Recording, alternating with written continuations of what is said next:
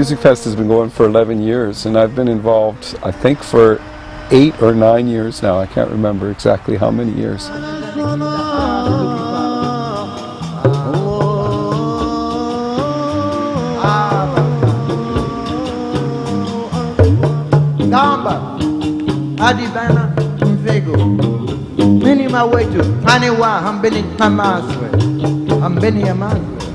The most important thing, I think, with any festival is the community aspect of it, and there's kind of 3 parts to that. There's the community that we live in immediately, which is for us the Comox Valley, and how well they support the event and support the idea of cultural tourism within our community. I mean, we're a smaller community in British Columbia, and we're being overrun right now by tourism and by people moving here from other communities that are perhaps a little bit more used to seeing things from all over the world than people from this community. I mean, the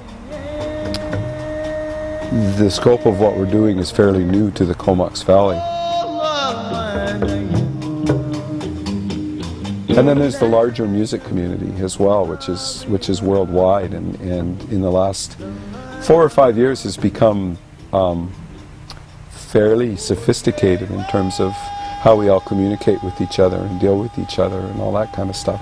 So there's that part of the community. Then there's the community that actually puts on the festival, which is our staff, our board of directors, and our volunteers.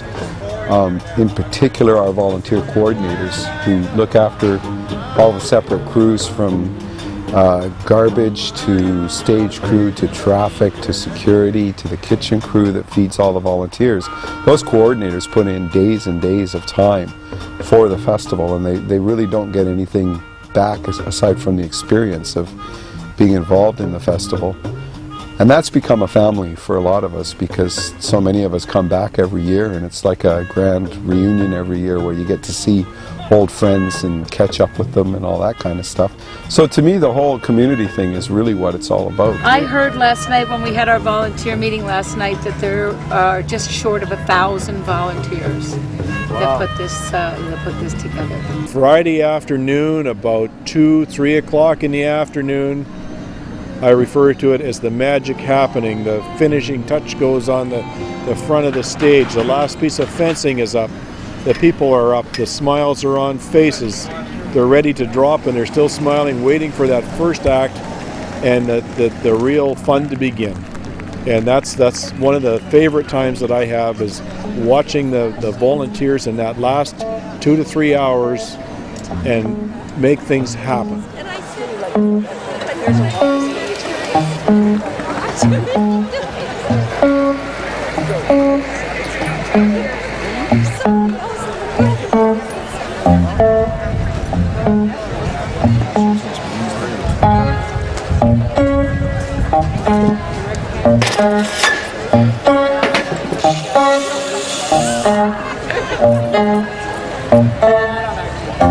The people here are very, very dedicated, and they do this from the heart. There's no other way to say it than they do it from the heart. They work hard and they play hard while they're here, and we have lots of fun. We're just here to have fun, and the work is just part of the fun.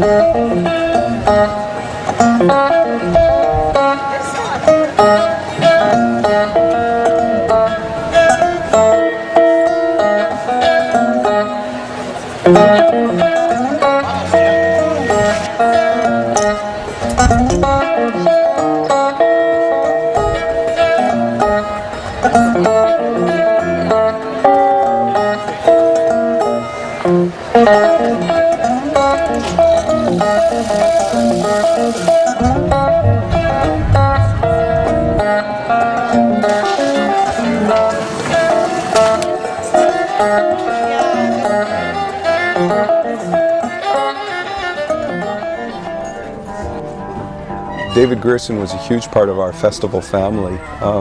He was our MC for a number of years. He was the host of the Vancouver Island Morning CBC show for a number of years. And way beyond that, he was a mentor to me. David was one of the first guys I'd pick up the phone and call whenever I had a problem and needed to talk to someone.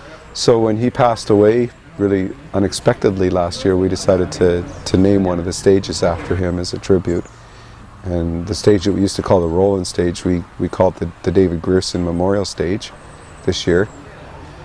And when the CBC got wind of that, they asked if they could help us launch it. So they had the Victoria Afternoon show with Joanne Roberts come and broadcast live from that stage as the kickoff to the David Grierson stage.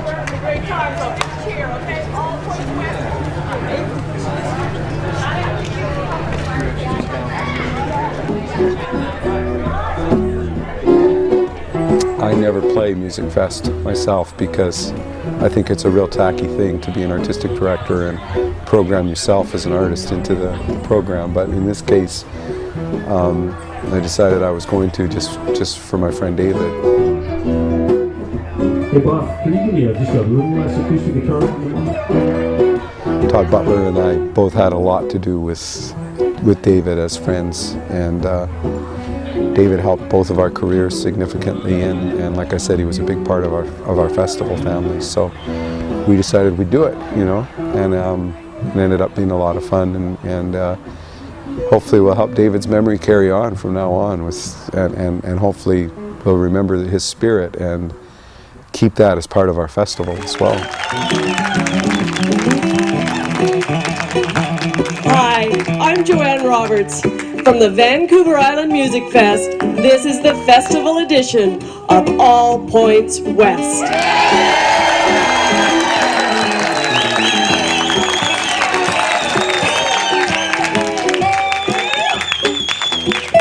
We're honored today to be officially dedicating this stage that we're standing on as the David Grierson Community Stage.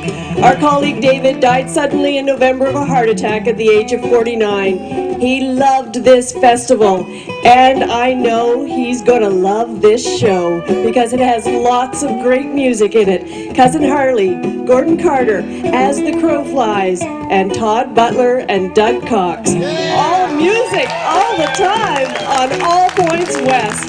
So let's get started.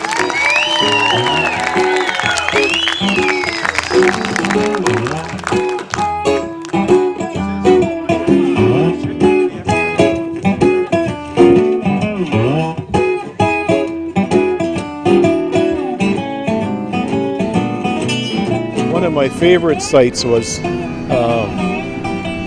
David Grierson talking to my friend Miller, and he treated him like royalty, and David did that with everybody. He had time for everybody. He always talked to everybody, but Miller was really, really impressed that he got to talk to David Grierson backstage, an 8-year-old boy talking to his hero. That was big. And you couldn't find a better MC at all. He always knew the right things to say to control the crowd, and he always knew all the right things to say about festival etiquette, and he knew how to stall really, really well. The roadies loved him. Yeah, everybody loved him, and the thing that amazed a lot of people was that he'd come back here year after year and actually remember everyone's names that he would meet, and get to know them and that kind of thing. He wouldn't hide out backstage all the time while he was here, all of that. I think he enjoyed what was going on around the festival too much to hide out backstage. Todd, what about you? What did David mean to you? Well, a lot of this. Okay, we'll go this way. Todd, we'll start with you and then we'll go to Doug. Well, while I was hiding out backstage. Maybe that's why he was never there, Todd. David, every memory I have of David Grierson is of him laughing. We laughed all the time. Our relationship was based on that. We shared an irreverent sense of humor, and what a great guy. He's sorely missed. Well, it was great to be able to do the tribute to David with Todd. Todd and I used to go out for dinner with David when we were in town in Victoria together, doing shows together and that kind of stuff. And I know it meant the world for Todd to be part of the tribute as well. David was a huge supporter of Todd, the musician and the songwriter. to the point where David, I think, had a lot to do with Todd's success with the CBC. But Todd is a multi-talented guy. He's a brilliant MC. He's been an MC at the festival for a number of years now as well. I think as long as David Gerson was. And he's also a great guitar player and a brilliant comedian. So he's the perfect MC because he's kind of the hometown hero. Everybody knows him and loves him. He's Canadian now, he's an English lord. We still live in Canada, it's all we can afford. Oh, Conrad Black, so much. His contribution to the festival has been fantastic that way because not only does he do a lot of MCing for us, but he also is a voice of the Comox Valley, and he's done a number of things behind the scenes as well for the festival. Yeah, that's one of the charming things about Doug, is he's humble about this. You know, I mean, he does an amazing thing here, and he's really humble about it. He wants the credit to go to the performers, you know, that come, and to the volunteers that work the festival. I mean, he's the nerve center of it, but it's all the other people that make it happen, that make him look good, you know. And so I think he just wants to deflect some of that glory to them, you know. It's pretty cool. Part of my job is to look after the artistic end of the festival. I book all the music and program all the music, all that kind of stuff. That's the artistic director part of the job, and then the executive producer part of the job is that I basically oversee everything that happens in regards to the festival. That doesn't mean that I run everything or anything like that. We have an incredible team of people, from our board of directors down to all the volunteers to the other staff members as well. So I sort of oversee everything that everybody's doing, again with the understanding that there's a lot of people now that certainly know their jobs and they're part of the festival a lot better than I do. And I spend most of my time dealing with the artistic end of it.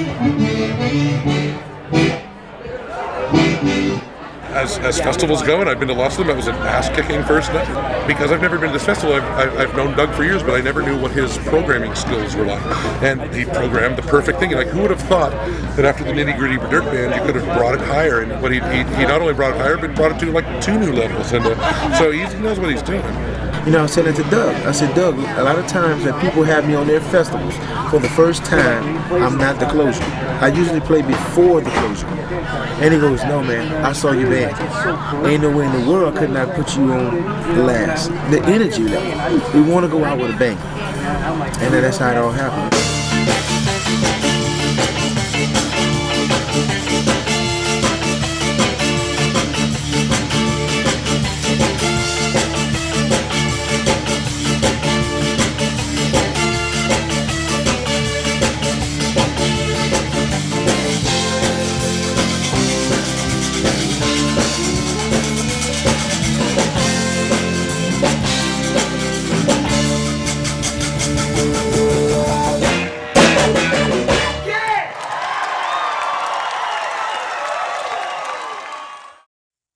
David Wilcox is we're talking about the American singer-songwriter David Wilcox. I met David at a guitar camp up in Alaska that we were both teaching at, and got to realize what an incredible guy he is and what a really unique singer-songwriter he is.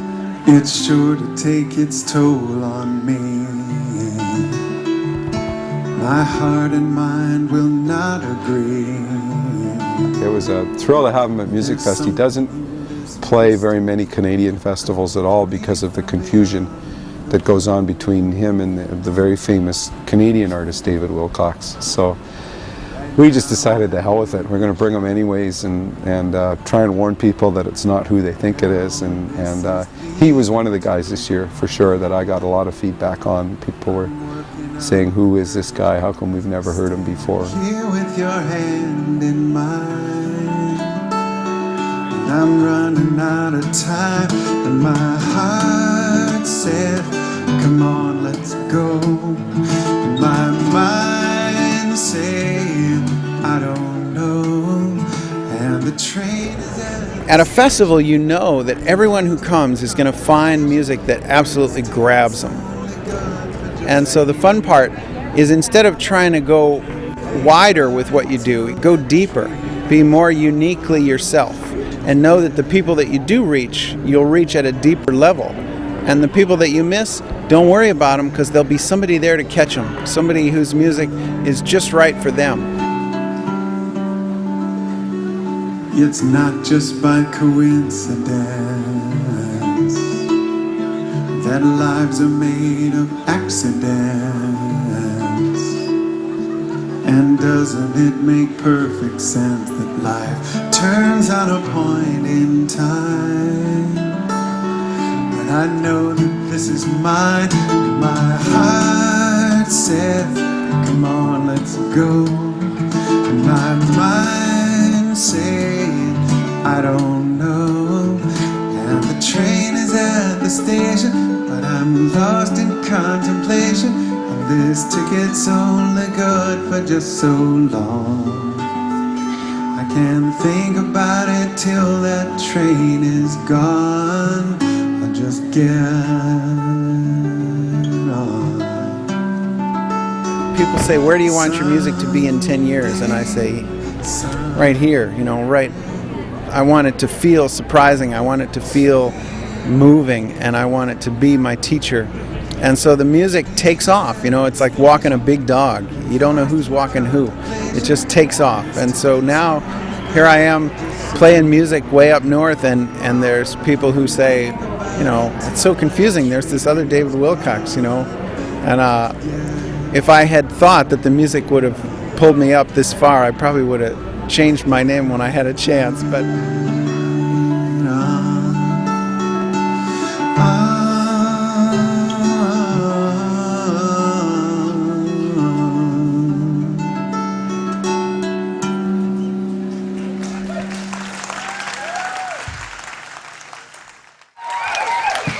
let's test your energy right quick, all right? Love. Love.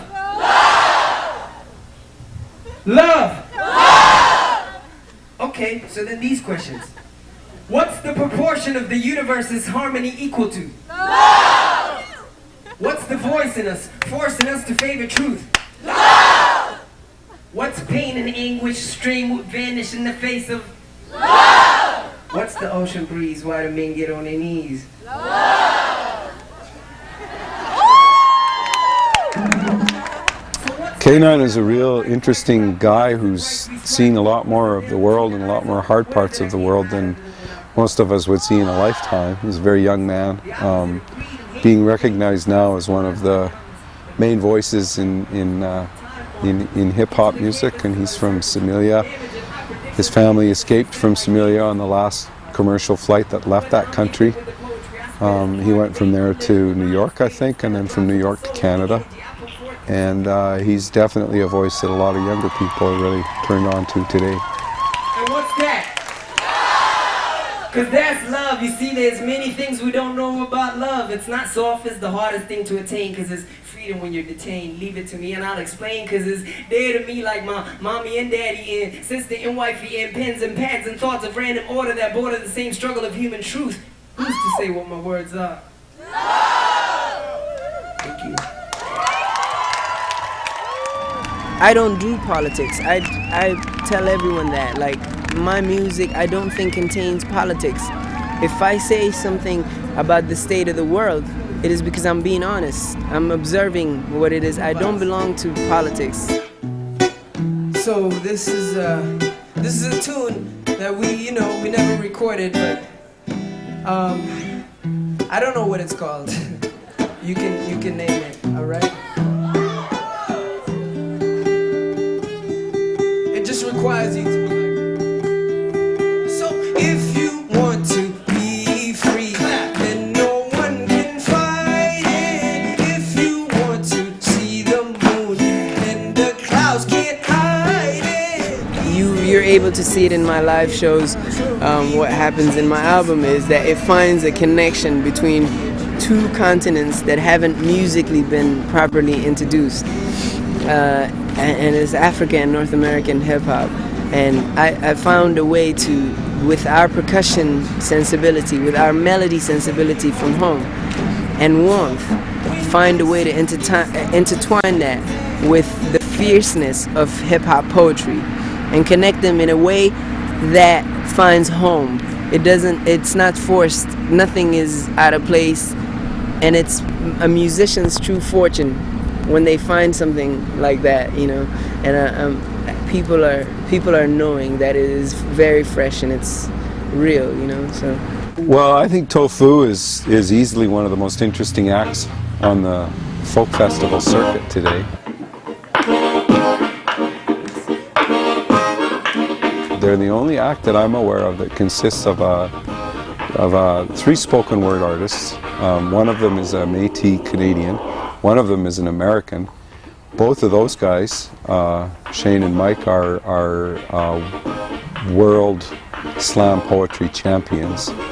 And then CR is this unbelievable musician who's kind of like Tom Waits meets a human beatbox.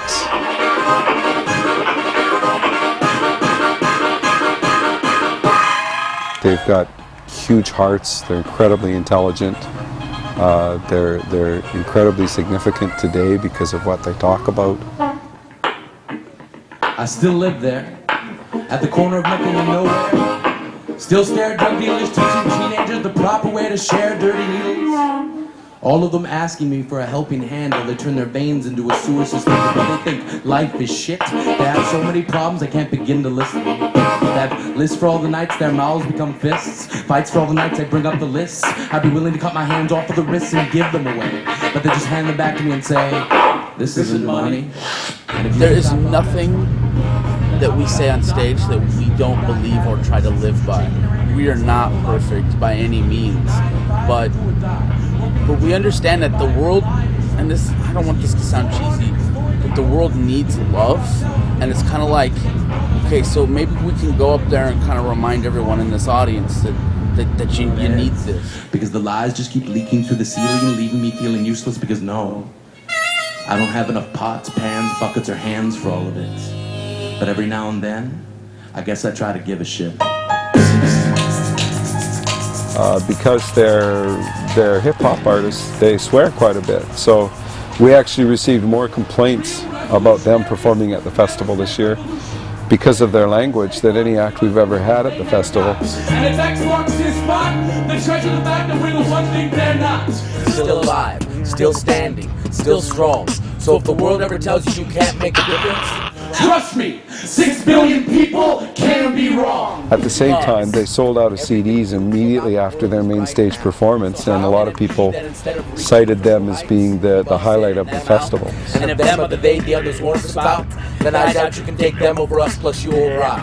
You can't multiply what by what by whenever we're sharing some sort of who without realizing that they're talking about is you. They have that amazing craft and clever and fast that keeps us reaching and following and paying attention. But underneath it, there's this solid heart of really good intention, cutting through the crap and just getting to the heart of it, getting to the heart of what matters. We've got so many borders spread across these lands. People need to stop pointing fingers and start lending hands. We draw divisions of west side and east side, slide guilt back and forth, as if we never learned when north took on south. As if a mouth was a slave you could shackle, as if a thought was a slave to put in chains. As if you could make them build your dreams and not have them dream of freedom booking passage on underground trains. It's a real challenge to present the festival as a family-oriented event, but at the same time stay current with what's going on in the world. And I mean, spoken word and hip-hop is really, as far as folk music goes, or the spoken music of the people, is kind of the most alive form of music that there is right now. They say, if you want a piece of the American dream, you gotta stand up, you gotta fight, scream, and holler. But if that means fighting fictitious wars, I guess I'm glad I'm from Canada, where my dreams are a little bit smaller.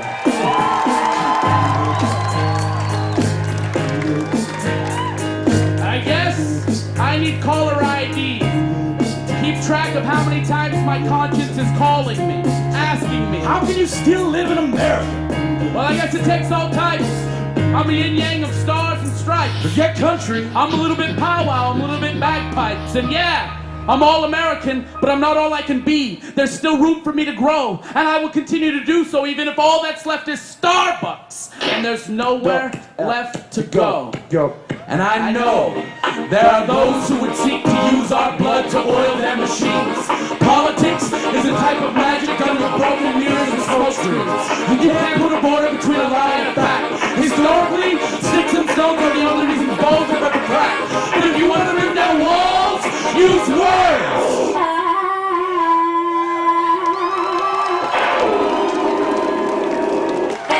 Even a whisper has more impact.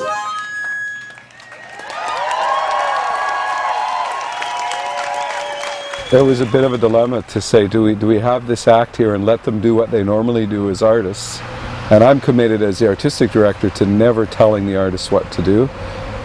If I can't respect what they do within their art, then I'm not going to hire them, you know. And they came up to me before their performance and said, should we tone it down a bit, and are there certain things you don't want us to do? And no, I mean, I'm hiring you because of your art, and I'm not going to tell you what you can and can't do on our stage. This is a song about seasonal allergies. It's called Get Down, Airborne Bastard.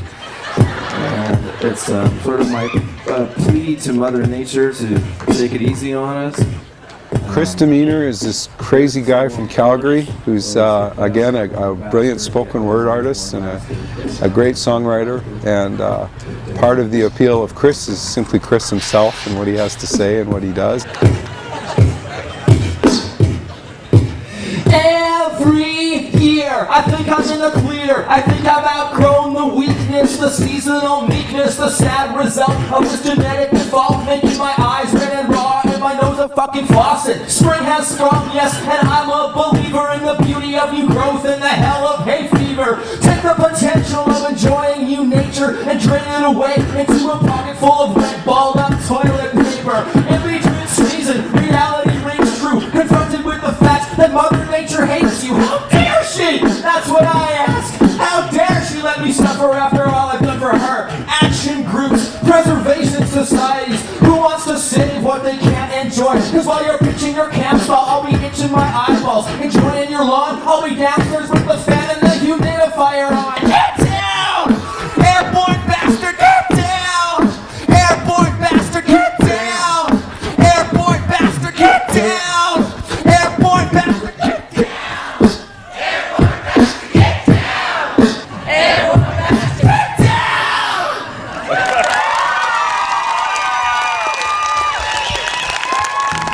Nothing's taboo anymore. You know, everything's been heard and everything's been done. That it's the idea that there shouldn't, you know, that there should be territory that can't be explored is a bit ridiculous. What I think is offensive sometimes is when things are done really crassly, or they are done just to shock or effect, but there's not really any attempt to have anything kind of thought-provoking in it. Then yeah, that's a bit stupid, but it still shouldn't be stopped or anything. Like, I really don't believe in sort of stopping anything. I think even when someone goes totally overboard and says something really vile and disgusting and violent and weird, I appreciate the reaction that it gets. I think it's, you know, it makes people think about, Jesus, you know, I've thought about stuff like that. Because everyone does. Everyone thinks about truly sick stuff once in a while. Once in a while to hear it expressed in music or art is okay. I wouldn't want it all the time, but yeah, no, nothing's taboo for sure. There are other people that are parents, though, that feel very strongly about auditing what their kids are exposed to in terms of art and music. So that's a real challenge, and I see that being a real challenge in the future for all the festivals now, is how current do you go in terms of trying to create a young audience for the festival, and with the current artists that are actually the ones that are significant and are really saying something in their music. How far do you edit what you present at your festival for that reason? I'm not sure what the answer is yet, but I'm hoping that there's enough people out there that respect that they won't stop coming to it because we're presenting artists that are a bit on the edge, you know. Despite whatever his musical preferences are, and despite what he plays, he's just open to stuff, and he's really willing to take a good listen to things and really think about what his audience would like and appreciate, you know, as opposed to just what he likes, and that's a really refreshing and nice thing to see in somebody. You know. Doug is one of the few artistic directors that is a musician. Most of the artistic directors aren't musicians. They're very great music programmers and they're very involved in music, but Doug is a picker, and so he programs in a different way, and he has a different relationship with these artists than a regular artistic director would have, which is why I think there's there's a magical thing happening. To see the way he has shaped this festival, to me, it's really fun because it has that wonderful combination of surprising elements that when you hear them all together, they each complement each other, and the whole thing, all different kinds of people, there's this sense of harmony with a capital H.